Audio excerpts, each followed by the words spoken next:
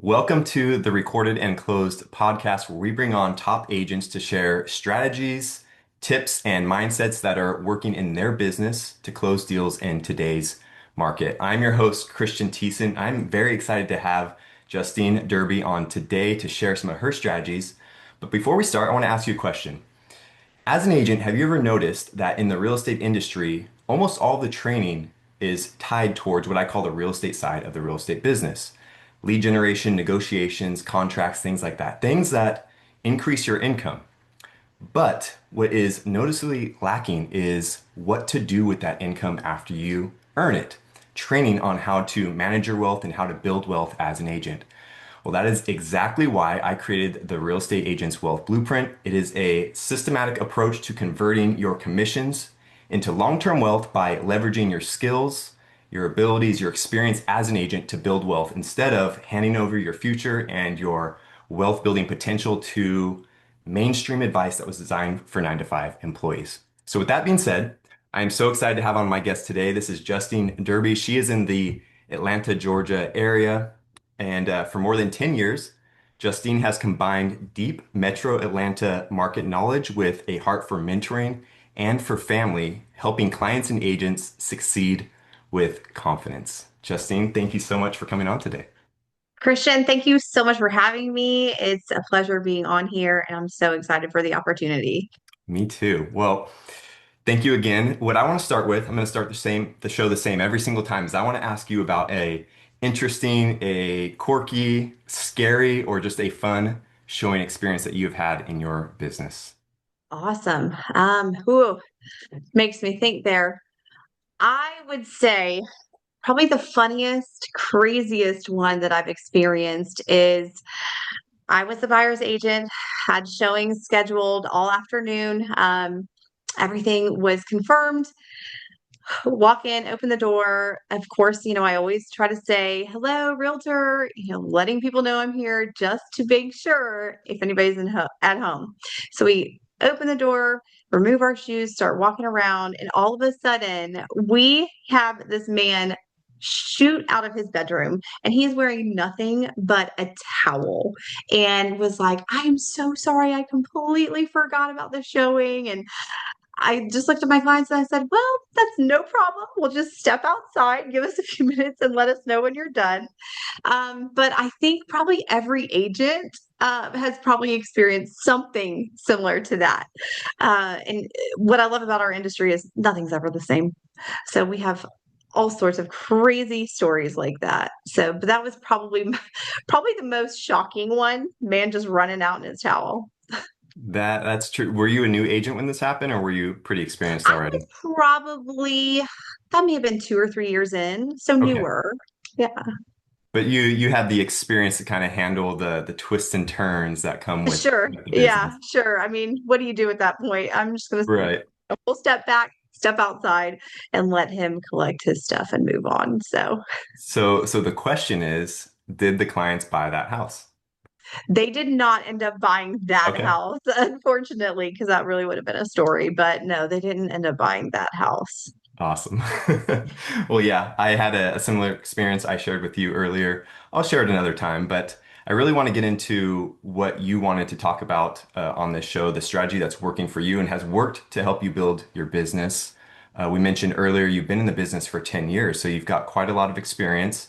Yes. I heard you on a recent podcast on the Brock Zivan Motivation Show, Yep. talking about some of the deals that are coming through the pipeline now. So it's really exciting to hear about. But what you mentioned was that you've really built your business on building genuine relationships with people and prioritizing trust with your clients and other agents and having great communication and just using that to build like a personal connection with clients. Right. So I want to Absolutely. just hear more about how you've done that. I know you grew up in the area that you work in, so I'm sure Right. you've got established relationships, but how do you go about really building great relationships with clients, especially, well, I don't know, are you doing a lot of referrals? Do you get cold clients or how does that work? So a lot of my business, I'm very fortunate enough to have just built a great sphere. I have built a lot of my business through Facebook, social media, but my Facebook, what a lot of people don't probably realize is I've had my same Facebook account since I was probably 17, 18 years old. So Okay. these are people that have seen me over the years from high school to college to my first job out of college to getting engaged, getting married, having children. So it's, I've had that amazing just growth and people that you connect with over that. And of course people want to see you as a real person. They don't want to just think of Justine as, oh, she's just a real estate agent. How can I become a person? How can I become relatable? I am a mom. We all have our struggles. um I am my I am an entrepreneur, right? So it's becoming a person and sometimes being a little bit vulnerable to share some of those Sure. hardships and hard times that you've overcome. But really just having those relationships with people, finding out a little bit about them, right? You know, taking the extra steps. If I see somebody who's maybe lost a parent or lost a pet, sending them flowers or a note, so going a little bit of an extra mile, even if they've never been a client, just going that extra mile because they will eventually think about you again Yeah. in that capacity. So just going out your way and just making them feel like you care and Yeah. becoming a person to them and not just a real estate agent. Because we all know we're all real estate agents. It's very saturated, our Right. industry. So that's really been a big way of how I was able to set myself apart and just try to have those genuine connections. And I do client events throughout the year. So definitely always try to stay in touch with my clients with those, which that's always been a great return. So, and it's just nice, you see, I hire a Santa every single year and have a photographer come so they can get their family photos with Santa, use them for their Christmas cards. And it gives you that connection with them. Okay. Yeah, you mentioned kind of earlier on the social media, how you've had the same Facebook since you were in high school. And I think that's cool because people get to see the ups and the downs, right? And like you said, Absolutely. being genuine, especially as a business owner, for a long time, I think there was this idea that we had to present like a perfect picture online as a Yeah. business owner. But with the amount of social media that people are consuming these days, I think there is a genuine like desire for a deeper connection to see people as real people, not just this Absolutely. like polished business brand. So I love how you're doing that. Um, Thank you. I want to hear about the client events a little bit. I saw that Yeah. you were doing one recently, something about a boat maybe, and so I'm Yes. curious Yeah. about So how those go. last year we did a client event. We rented out like a party yacht on one of our lakes that's close by, and that was such a fun time. We had a blast. Each time I do something different, you always learn, right? And what Sure. people like, what people didn't. But for space and safety, I did limit it to adults only, Okay.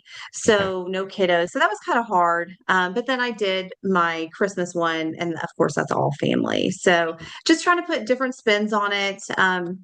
We've been thinking about doing one at the Brave Stadium, and that way, you're just collectively all there. Everybody that can show up, and yeah, it's just something different, just something to always have a connection with your clients because Sure. at the end of the day, really, we don't see them really again unless Right. they need to buy or sell, or hopefully they refer you out to their friends, family, and neighbors.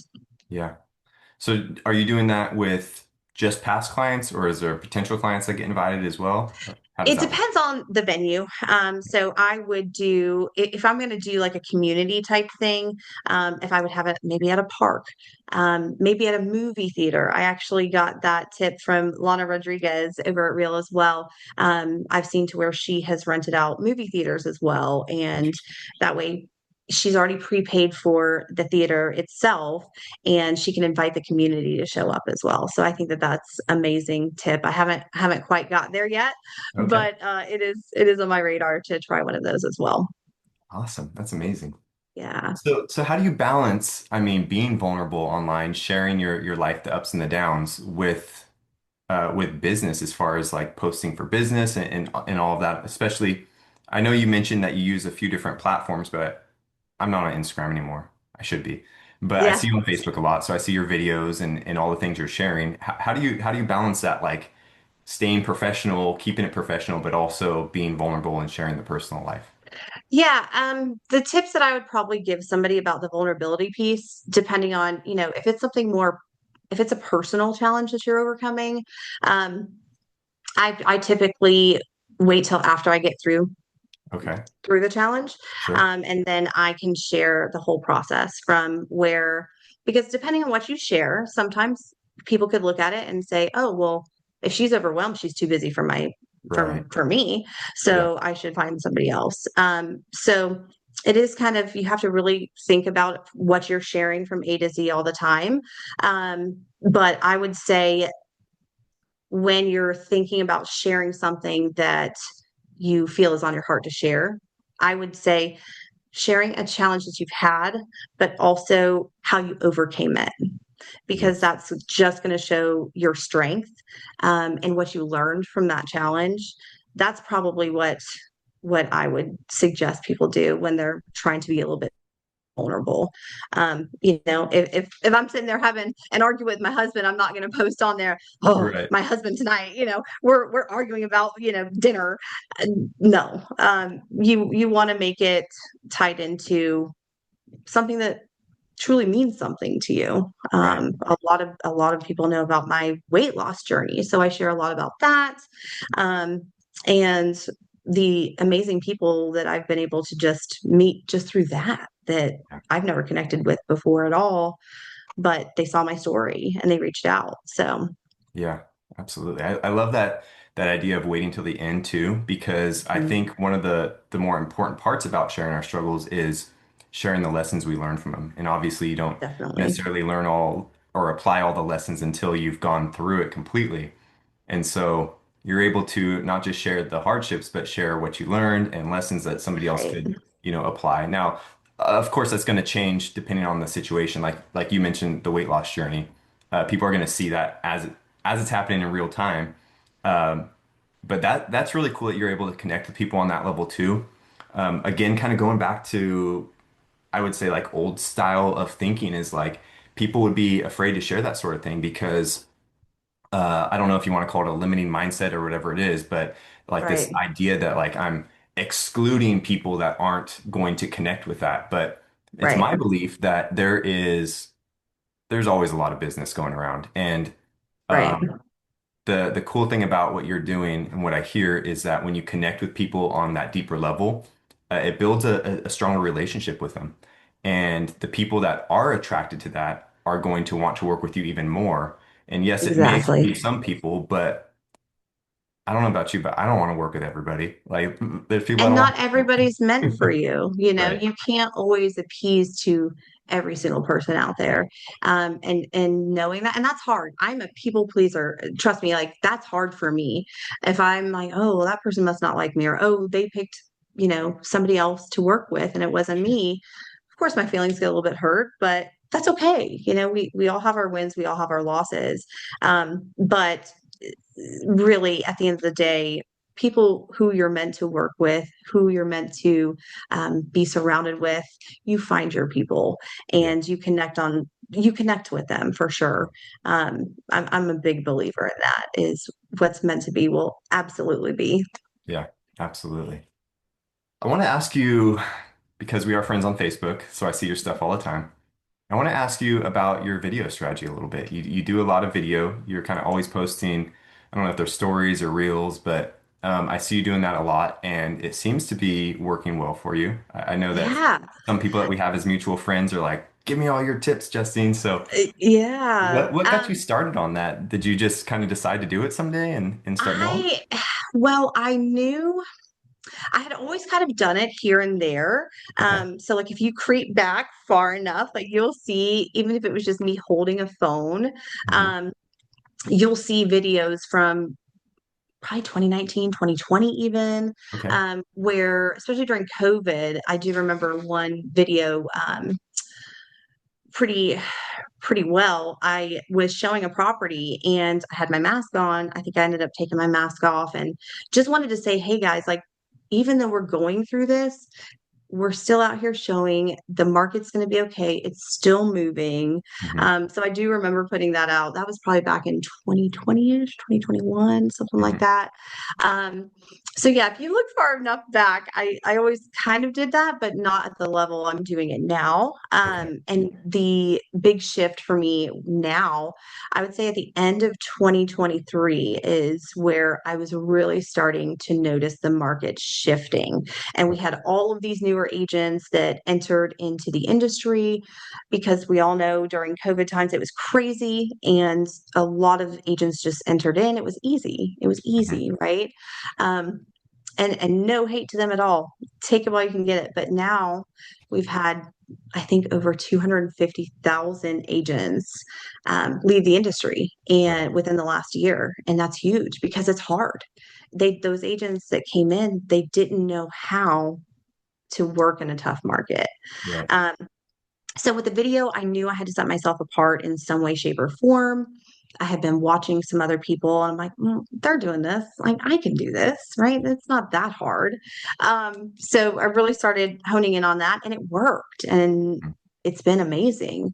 And people always ask me tips and tricks, and it's not hard. You just number one have to and know that your first probably 10 are not going to be what you want to post, but post Right. it anyway. Yeah. Um, so it's been huge for me. And then I've really had a good creative piece be able to come out, my creative side, with the listing videos. Okay. So I've actually been able to gain a lot of different clientele based on the different types of homes that I'm marketing. Okay. So everything from a raw piece of land. I off road. So I took my razor out there Right. and we did a listing video showcasing that, but it also showed my diversity.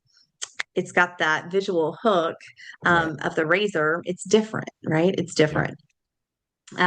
Also had a horse farm. I'm an equestrian, so got on that horse and did the listing video. Nice. So it's just adding in something a little bit more unique to a property. Each home has a story in some way, shape that you can kind of share. Hmm. So it's just really cool how you can be creative with it too. Yeah, I think that it's going to be more and more important going forward in time. Couple things. You're able to show your personality, like you said with the Right. razor. That's gonna people that are into that are gonna be like automatically attracted to that. Right. But also it helps build trust a lot quicker with It people. does. When I was doing real estate, I started with a very heavy video strategy. So I did YouTube. I had kind of a unique YouTube strategy, and then combined that with Facebook ads, which is Right. incredible. But one of the things, you said you just got to start. A lot of people have this like hesitancy to start because they don't like how they Right. look on camera. Like I've got these Or big how they old satellite sound. dish ears and or their voice, right? But like my thing is like your clients are going to see you eventually. You're not going to just do your Yes. whole deal through email. So Right. it's like it is what it is. You got to be on camera. And Yep. the thing that I noticed, especially with the YouTube stuff, is people will start binge watching your content. And so I had people call me that were from out of the area that weren't interviewing other agents. Like they already felt like they knew me right They away felt from the like they start. know you. Yeah. Yeah. And it's And almost like local celebrity status it because is. this It's automatic crazy. authority. Yeah. I went to the movie theater a couple weeks ago and I'm taking a picture in front of the poster with the kids and everything. And this gentleman came up and he's like, "Are you Justine?" And I said, "Yeah." He's Yeah. like, "I follow you and I love all your content." And he said, I think it was his daughter, was an agent. And he said, "I told her to follow you." And I was like, wow, okay. At first you're like, wait, but then you think about it, you're like, man, it really does work. It And does. even if you're not getting even 50 likes on something, people are still viewing it. Yes. People are still viewing it. So Mhm. just being able to show up and Right. consistently just show up. And I live in my stories because I can see who is watching Right. consistently. Yes. I can see what they react to, how I Hmm. can get some sort of reaction. So that's why I do a lot in my stories. I should be Okay. converting that more to hard content. That way it's there. But that's the reason why I like to do a lot in my stories. Okay. And for whatever reason, people love to see your day. Yeah. So Yeah, absolutely. People like to live their life through other people's lives, for better, for yeah, worse, a lot. I So, guess so. Yeah. yeah, and to touch on what you said about like the likes and maybe not getting a lot of views, this is something I always told other agents because I was always preaching. I was like, you got to be on YouTube, you got to be on YouTube, and Hmm. most people don't want to do it. Right. But one of the things is like, oh, I only got like 15 views or 20 or 30 views. I'm like, imagine if you had 30 people in a room in front of you. Like you would be stoked on that. That would be so Yeah. exciting. Yeah. But that's what 30 views on your video is, right? It's the Right. same idea.